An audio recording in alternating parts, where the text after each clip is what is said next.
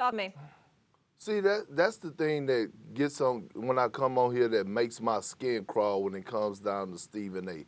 The reason that the starters only had 18 points was because of the beautiful basketball on the defensive end that the Celtics displayed. And I come on here time and time again telling you the length, the athleticism, the versatility that they have. No other team in the NBA has that. They're able to switch 1 through 5. They got great depth. You got great Grant Williams coming in off the bench who's becoming the ultimate 3-and-D guy. And guess what? They clamped the Miami Heat up last night without their defensive player of the year.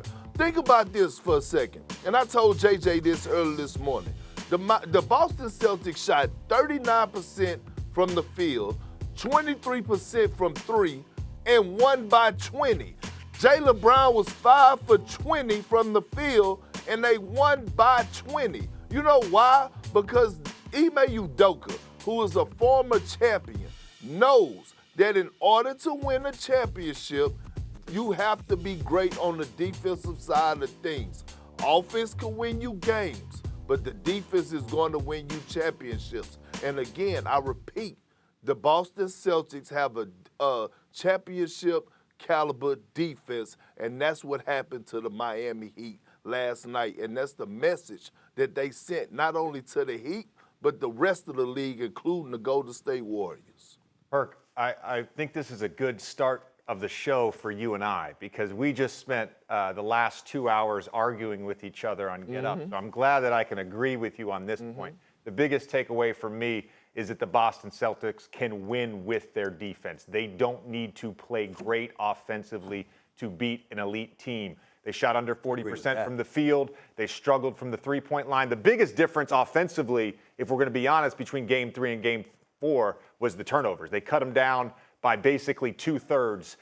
So that was key. To your point about depth, I think we got a great glimpse into who Robert Williams is on the basketball court, both on the defensive end, as a rebounder, as a shot blocker, as a rim presence, but also offensively. Multiple plays where he's making plays at the rim as a vertical lob threat, offensive rebound putbacks. And if we look at the Celtics as a potential NBA champion, going against the Golden State Warriors, the Warriors right now have the best offensive rating of any team left in the playoffs. During the playoffs, they were 18th in the regular season, but during the playoffs, they are the best offensive team left playing. They are going to have to guard.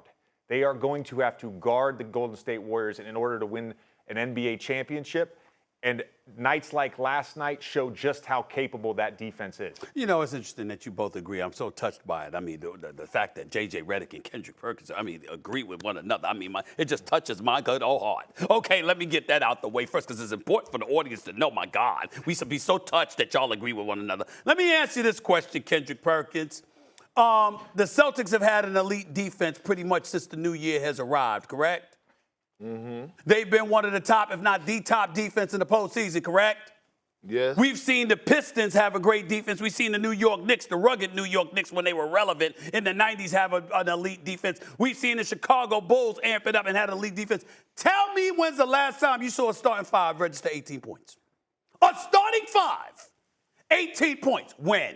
It's actually never happened. That's the fewest points ever for a starting five since they started tracking this in 1970. 1970. Exactly. See, I knew that, JJ Redick. I asked a rhetorical question. I asked a rhetorical question, okay? I asked a rhetorical question. Why did I ask that question? Because Kendrick Perkins wants to sit here and talk about their defense. Of course their defense is elite. We knew that coming into the postseason. It doesn't negate the fact that they lost 2 games prior to Game 4, and at no time since 1970, Kendrick Perkins, in case you don't know, that's 52 years, my brother. I know you're young.